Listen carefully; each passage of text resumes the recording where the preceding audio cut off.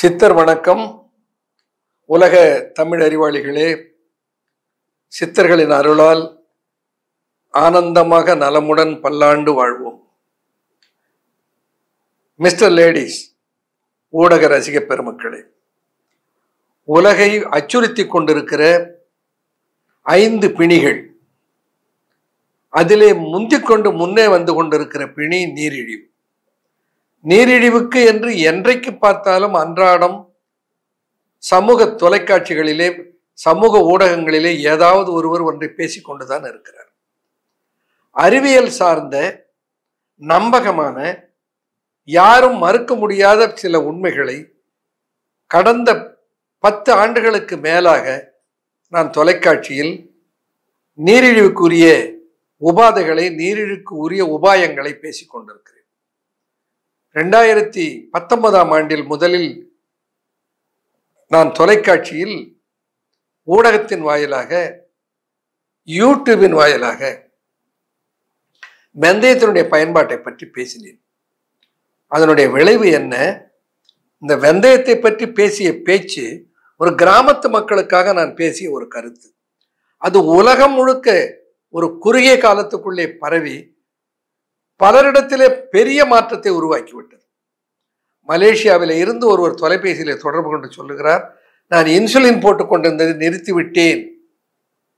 அப்படின்னா என்ன அர்த்தம்? வெந்தயத்தை நான் சொல்வதை போல எடுத்துக்கொண்டால் நீங்க உடனே இன்சுலின் நிறுத்திருங்கன்னு அர்த்தம் அல்ல. இன்சுலினை நிறுத்த வேண்டிய நிலையை உடலில் உருவாக்கி விட்டது வெந்தயம் என்பதுதான் அதற்கு பொருள். அப்போ உங்கள் உடலில் சர்க்கரை சத்து முழுமையான கட்டுப்பாட்டுக்கு வந்து விடுகிறது என்றால் பிறகு எதற்காக இன்சுலின்? அது தேவையில்லையே. அப்படித்தான் அதற்கு பொருள் எடுக்க வேண்டுமே தவிர, நான் வெந்தயத்தை சாப்பிட போறேன் உடனே இன்சுலின் நிறுத்திடுறேன் என்பது அதற்கு பொருள் அல்ல. இதை புரிந்து கொள்ள வேண்டும். அதுபோல நான் ஒரு ஊடகத்திலே கூட ஒரு முறை சொன்னேன், நான் மருதமலைக்கு சென்றிருந்தேன். மருதமலை கோவிலில் காரை கொண்டு போய் நிறுத்திவிட்டு கோவிலுக்கு போவதற்கு காரிலிருந்து இறங்கி அப்படி நடந்த உடனே ஒருவர் கூப்பிடுகிற குரல் கேட்டது, ஐயா நீங்க வெந்தயம் டாக்டர் தானே என்று ஒருவர் கூப்பிட்டார். நான் வெந்தயம் டாக்டர்னு பேர் வச்சுட்டா, சில வேலை வெங்காயம் டாக்டர்னு பேர் வைக்காம விட்டானேன். இப்படி திரும்பி பார்த்து அவன் என்ன சொல்லுகிறான் என்பதை புரிந்து கொண்டேன். ஆமாங்க என்று சொன்னேன். ஐயா உங்களுக்கு கோடானு கோடி நமஸ்காரம். என்ன விஷயங்க? என்னுடைய சர்க்கரை சத்து என்னுடைய குருதியில் 350-400 இருக்கும். அது குறைவதே இல்லை. நானும் எத்தனையோ மருந்துகளை சாப்பிட்டு பார்த்து விட்டேன். கடைசியாக நீங்கள் பேசியதை, உங்களுடைய ஊடகத்திலே நீங்கள் பேசியிருந்தது, சோசியல் மீடியாவிலே பேசியிருந்த, யூடியூபில் பேசியிருந்த செய்தியை பின்பற்றி நான் வெந்தயத்தை 3 நாட்கள் முளை கட்டியதாக சாப்பிட்டேன். அந்த 3 நாள் முளை கட்டியதிலே அந்த வெந்தயத்தில் இவ்வளவு சக்தி ஏறுகிறது என்பதை நீங்கள் தான் சொன்னீர்கள். அதை பின்பற்றி நான் சாப்பிட்டு கொண்டிருக்கிறேன். இப்பொழுது 2-3 ஆண்டுகளாக என்னுடைய சர்க்கரையுடைய அளவு சாப்பாட்டுக்கு பின் 140-150 தாண்டுவதில்லை, சாப்பாட்டுக்கு முன் 120 தாண்டுவதில்லை என்று சொன்னார். இப்ப எனக்கு மகிழ்ச்சியாக இருந்தது. எத்தனை கோடி செலவு செய்தால் நம்மை பார்த்தறியாத ஒரு மனிதன் நாம் சொல்லுகிற செய்தியை நம்பி பின்பற்ற செய்ய முடியும்? நான் சொல்லல.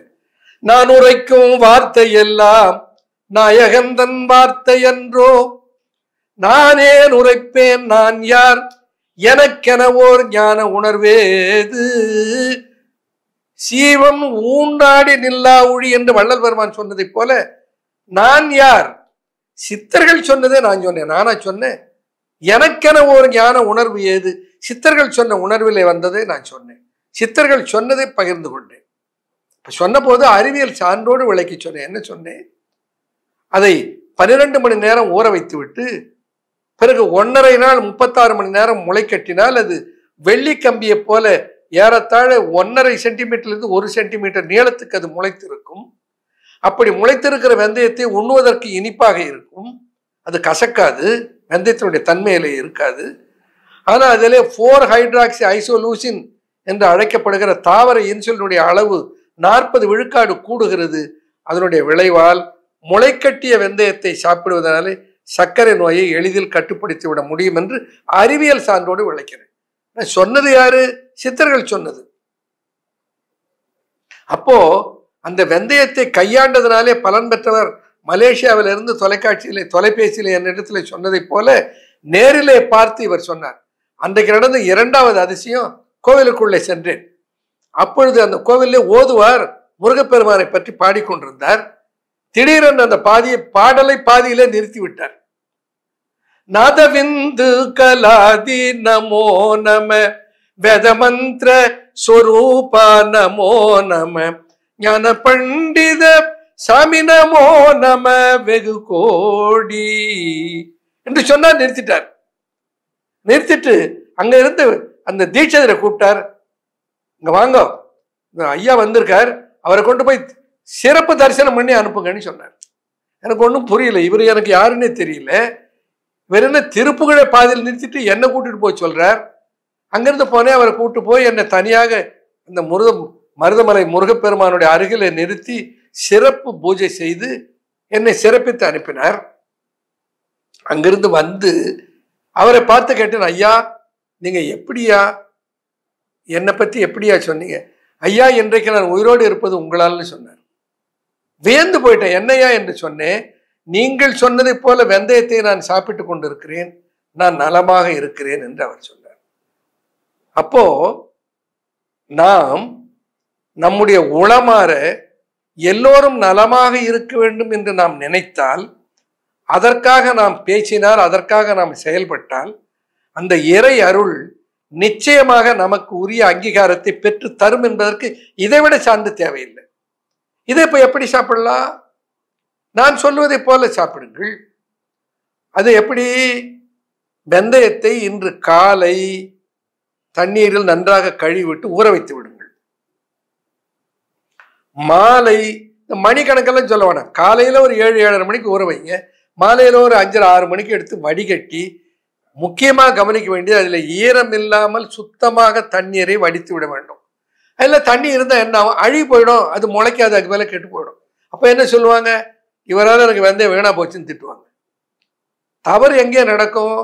இந்த வெந்தயத்தை முழுமையாக தண்ணீரை வடிகட்டாமல் விட்டுவிட்டால், நல்லா ஏன் திருப்பி சொல்றேன்னா, பலர் இந்த தவறை செய்து விட்டு, ஐயா நீங்க செய்யற மாதிரி எனக்கு வெந்தயத்தை செய்ய முடியலையா, அதுல வாசம் வந்துடுதையான்னு சொல்லுகிறார்.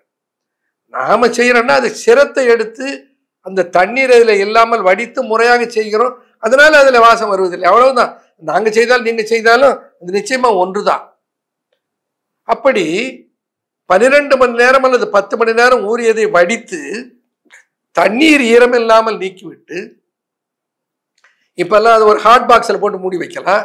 அந்த முளை கட்டுவதற்கென்றே இப்போ பாத்திரம் இருக்கிறது, அதில் போட்டு வைக்கலாம். எதுவும் வேணாம், ஒரு டம்ளர்ல போட்டு அதை அப்படியே திருப்பி கமுத்தி வச்சிருங்க. அதை டிஸ்டர்ப் பண்ணக்கூடாது, அதான் ரொம்ப முக்கியம். அதை 36 மணி நேரம், அன்று இரவு, அடுத்த நாள் பகல், அடுத்த நாள் இரவு விட்டு விட்டால், இந்த 3வது நாள் இந்த 48 மணி நேரம் அதுக்குள்ள ஓடி போச்சு. இந்த 3வது நாள் அதை எடுத்து திறந்து பார்த்தால், உள்ளே வெள்ளிக்கம்பியை போல 1.5 to 1 சென்டிமீட்டர் நீளம் முளைத்து இருக்கிற முளைப்போடு அந்த வெந்தயம் இருக்கும். அந்த வெந்தயத்தை அப்படியே பச்சையாக சாப்பிடலாம். எவ்வளவு சாப்பிடுறது? நம்ம உடம்பிலே சர்க்கரை அளவு எவ்வளவு இருக்கிறது என்பது அதற்கு ஏற்றாற் போல, இன்னொன்று நம்ம உடலிலே சீதளத்தன்மை எவ்வளவு இருக்கிறது அதற்கு ஏற்றாற் போல. ஒரு சைனஸ் இருக்கிறது, வெந்தயம் குளிர்ச்சி, அதை சாப்பிட்டா உடனே சளி பிடிச்சிக்கும். அப்ப என்ன பண்ணணும்?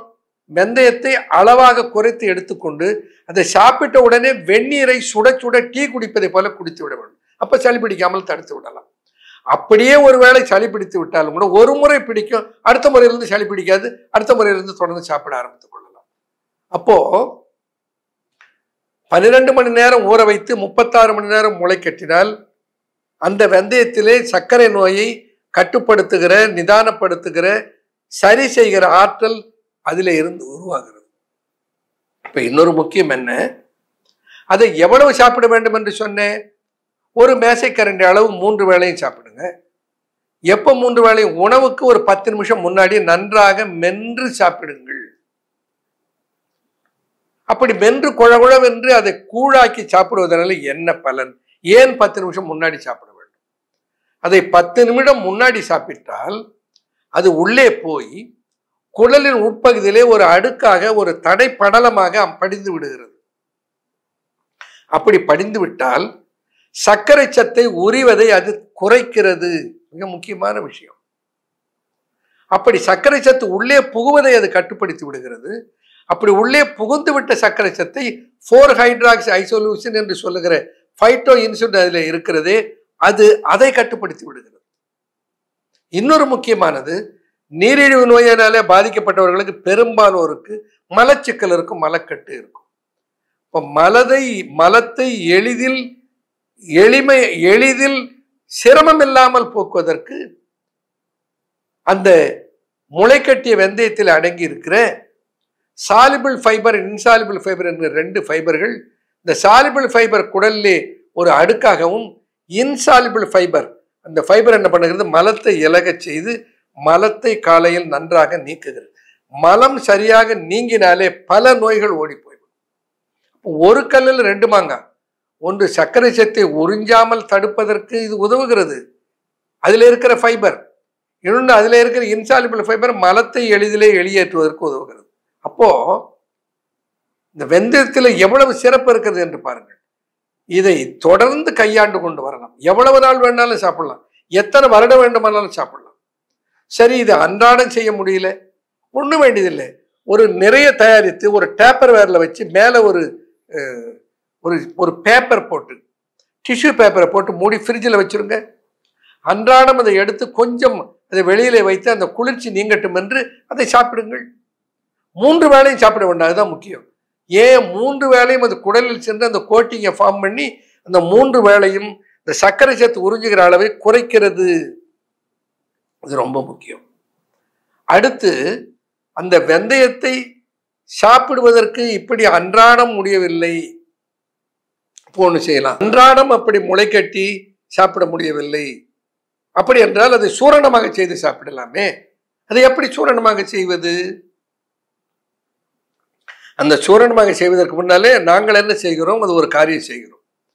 அந்த பொல்லா மேகம் கபம் புழுச்சூலை குட்டம் ரசமல்லார் மந்தம் பகந்தரம் குன்மம் எல்லாம் விட்டேகும் அரிக்கும் எரிச்சர் கிரிச்சரமுமாறும் குமரிக்கு மருண்டு என்று தேரையர் சொன்னார்.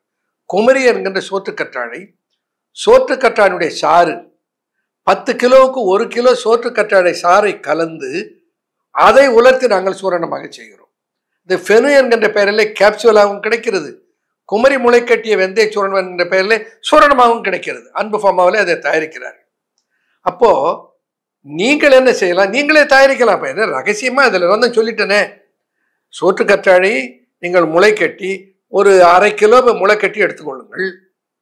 1/2 கிலோவை முளைக்கட்டி எடுத்ததை, நன்றாக முளைத்திருப்பதை எடுத்து ஒரு பாத்திரத்திலே போட்டு அதிலே ஒரு 100 மில்லி சோற்றுக்கற்றாழை சாறை சேர்த்து நன்றாக கலந்து அதை நிழல் பாங்காக உலர்த்தி விடுங்கள். அப்படி உலர்த்தி எடுத்ததை அந்த அரவை எந்திரத்திலே கொடுத்து நைஸாக அரைத்து எடுத்துக்கொள்ளுங்கள். தீர்ந்து போச்சு. அந்த பவுடர்ல 3 வேளையும் ஒவ்வொரு தேக்கரண்டி காலை மதியம் இரவு சாப்பாட்டு டைனிங் டேபிள் மேல வச்சிருங்க. சாப்பிட்றதுக்கு முன்னாடி ஒரு தேக்கரண்டி சாப்பிட்டுட்டு ஒரு 10 நிமிஷம் இருந்துட்டு அதுக்கப்புறம் சாப்பிடுங்க. இதை விட என்ன வேணும்? சர்க்கரை நோயை எளிதிலே கட்டுப்படுத்தி சர்க்கரை நோயிலே இருந்து அதனுடைய உபாதையிலே இருந்து விடுபட்டு திடமுடன் வாழ்வதற்கு இந்த 3 நாட்களிலே சர்க்கரை நோயை வெல்லுவதற்குரிய ரகசியம் இருக்கிறது. இப்படி சாப்பிடலாம். ஆகையினாலே சர்க்கரை நோயை கண்டு அஞ்ச வேண்டியதில்லை. சர்க்கரை நோய் கட்டுப்பாட்டில் இருக்கிற வரையில்.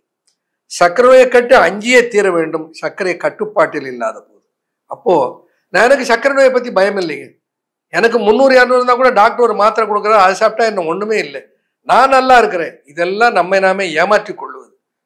சர்க்கரையுடைய அளவு குருதியிலே கூடுகிறது என்றால் அது மௌனமாக சைலண்டாக உன்னை வீழ்த்தி கொண்டு இருக்கிறதுன்னு அர்த்தம். திடீர்னு படுக்க வச்சு மோசமான சூழலை உருவாக்கி விடும். சிறுநீரகத்தை பாதித்து விடும், இருதயத்தை பாதித்து விடும், நுரையீரலை பாதித்து விடும், நரம்பு நுண்ணிகளை பாதித்து விடும், ஆண்மையை பாதித்து விடும், கண்களை பாதித்து விடும், சிறுநீரகத்தை இத்தனை பாதிப்புகளையும் சர்க்கரை அளவு ரத்தத்தில் கூடியிருந்தால் உடலிலே கொண்டு வந்து சேர்த்து விடும். அதனால அந்த ஆற்று வெள்ளம் வருவதற்கு முன்னாக அணை போட்டு விட வேண்டும். இது எல்லாம் அந்த பின்னால் போய் பழி சொல்லி கொண்டிருப்பதிலே பயனில்லை. ஆற்று வெள்ளம் வருவதன் முன் அணை போட அறியீர், ஆற்று வெள்ளம் வருவதன் முன் அணை போட வரீர். அகங்கார பேய் பிடித்தே அலைவதற்கே அறிவீர். கூற்று வரும் கால் அதற்கு ஏது செய்வீர் ஐயோ. கூற்று வரும் கால் அதற்கு ஏது செய்வீர் ஐயோ. கூற்று உதைத்த காலனையே போற்ற விரும்பீரோ. வள்ளல் பெருமான் சொன்னார். என்ன பண்ணணும்? கூற்று வருவதற்கு முன்னாலே அதை தடுப்பதற்கு அணை போட வேண்டும். வந்த பின்னாலே அதை சபித்துக் கொண்டிருப்பதிலே பயனில்லை. இப்ப வெந்தயத்தை உங்களுடைய முதல் மூலப்பொருளாக, வேற ஏதோ மருந்து சாப்பிட்டு இருக்கீங்க, பரவாயில்ல, பயப்பட வேணாம். அந்த மருந்து சாப்பிட்டாலும் கூட வெந்தயத்தை சாப்பிடுங்கள். நீங்கள் எடுத்துக்கொள்ளுகிற மற்ற மருந்துடைய அளவு தானே குறைந்து விடும். அது போதாதா உங்களுக்கு? இயற்கையாக உங்களுடைய பேங்க்ரியாஸை பலப்படுத்துகிற ஆற்றல் வெந்தயத்துக்கு இருக்கிறது. இதை எவ்வளவு நாள் சாப்பிடலாம், எத்தனை வருடம் வேணாலும் சாப்பிடுங்க, ஒரு கெடுதி வராது. அதை சாப்பிட்டா கெடுதி வரும்னா இட்லி தோசை செய்கிற மாவில் வெந்தயத்தை போட்டு உளுந்தோட ஆட்ட சொல்லி இருப்பாங்களா? சித்தர்கள் என்ன அவ்வளோ விவரம் தெரியாதவர்களா? பயப்பட வேண்டிய அவசியம் இல்லை. எவ்வளவு நாள் வேண்டுமானாலும் சாப்பிடலாம். சளி பிடித்திருக்கிற நிலையிலே மட்டும் அதை தவிர்த்து கொள்ளுங்கள். பிறகு சளி போன பின்னால் அதை எடுத்துக்கொள்ளுங்கள். ஆக முளைக்கட்டிய 36 மணி நேரம் முளைக்கட்டிய வெந்தயம், 36 மணி நேரம் பிளஸ் ஒரு 12 மணி நேரம், 48 மணி நேரம், 36 மொத்தம் 46 48 மணி நேரம் சர்க்கரை நோயை நம் கட்டுப்பாட்டில் கொண்டு வந்து நிறுத்தி கொள்ளலாம். சர்க்கரை நோயே எனக்கு இல்லை என்று நீங்கள் தைரியமாக சொல்லலாம். ஆனந்தமாக ஆரோக்கியமாக சர்க்கரை நோயிலிருந்து விடுபட்டு வாழ 48 மணி நேரம் போதும். நன்றி, வணக்கம்.